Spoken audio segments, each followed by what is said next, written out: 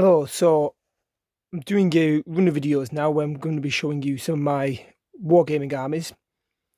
And I thought for the first video showcasing my wargaming armies, I may as well start with the first one. First historical wargame I got into. It is a Russian Guard, Russian Red Guard rifle battalion, well, rifle company, scaled in 15mm. First one that I started with historical wargaming from using the Flames of War rule set. It's the army is cert in 1944 for the fighting around Minsk. It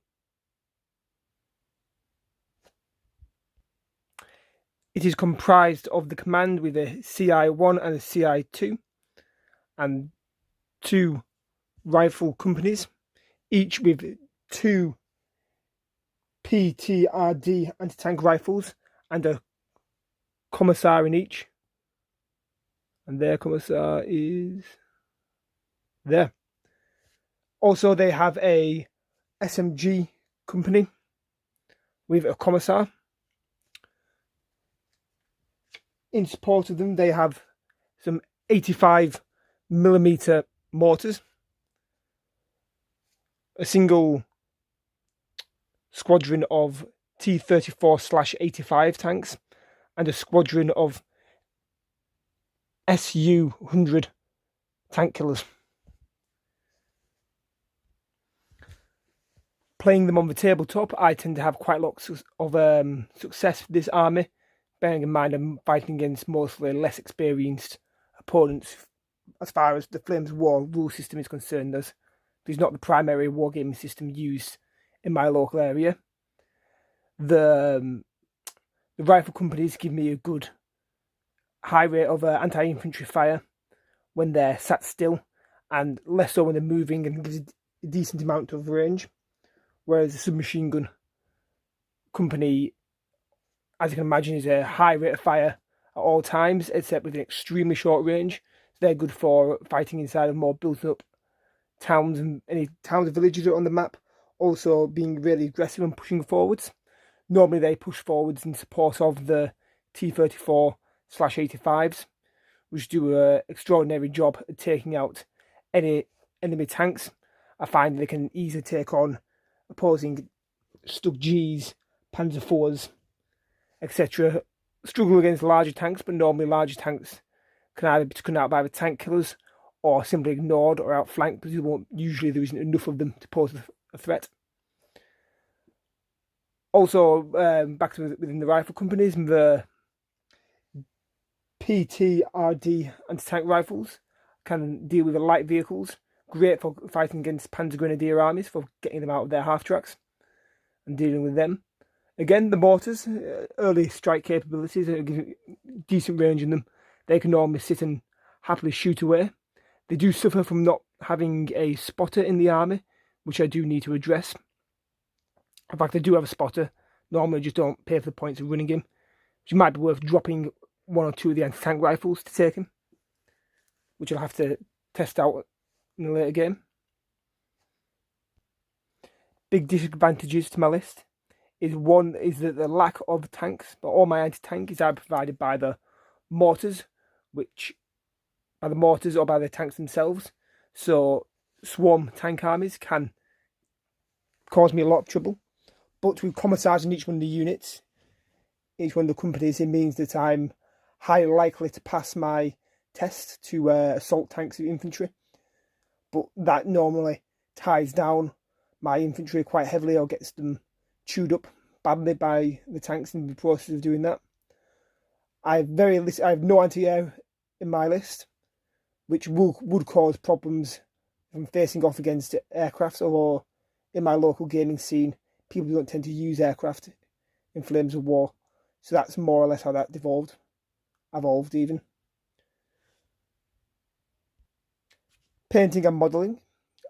The entire system is in 15mm. These are the old Battlefront 15mm range they did for Flames of War, painted with their painting range to their painting guides. I didn't paint all of them. did have plenty of work on these from my friends. In fact, the majority of it was done by my friends. Again, the quality of the miniatures, I think, is absolutely great. If it will focus.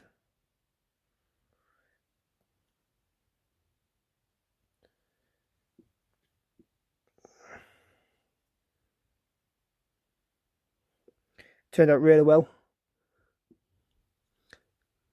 Basing is the spring flock with wall grout underneath them. And again, I was thinking the scale, the pose and the detail on the miniatures they did on the old metal ones before they changed plastic was absolutely superb. As you can see from my tanks, there's still a little bit more work to do.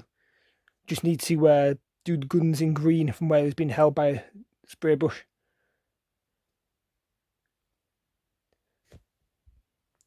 So, the historical accurateness of the army. Again, with wargaming systems, Flames of War does tend to guide people to be more accurate as far as giving you accurate force organisations to take from. So, for example, in this Gard rifle army, but they call it a battalion, sorry, they call it a Hero Motor Rifle Battalion rather than a Gard Motor Rifle Battalion, which you don't quite get.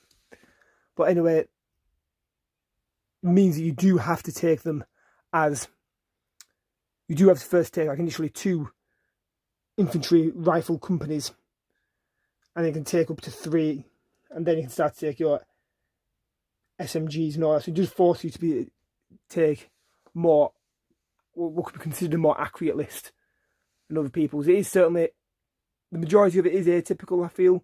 The only non-atypical aspect of it that could be US hundreds, they were produced in smaller quantities. They're not actually, or it's entirely plausible to do it. When you're playing games of Flames of War, it does very well, it does capture the feel of the Eastern Front quite nice. So there was mass amounts of infantry and armour moving forwards against them. And as far as a balanced system, it is very, very balanced, I feel. So normally when people take a Tiger army or a King Tiger army against me, I wouldn't be sweating, I wouldn't be worrying at all, because I know I can just swarm them and outflank them and hit them to the sides, and every one of their units take a takedown. Every one Tiger will be like a quarter of their points gone. So I don't think there is any broken lists, or I haven't came across any broken lists. Panzer Grenadiers may be quite hard to fight against, but I haven't struggled against them myself. So yeah. So anyway, that concludes my first video, my first army showcase video. I'll be doing more work. This isn't all of my Russians I've got plenty more of them for Flames of War. In fact, I'm working on getting a Gard T-34 tank battalion made and done, just because I want to feel like fielding a mass swarm of tanks rather than a limited number I normally do. For a difference of gameplay, I don't use these guys as often as I like to do. I need to get to finish the tanks at some point, and I'm sure I will. I'm sure I'll get many, many more years of wargaming with this first historical wargaming army I had.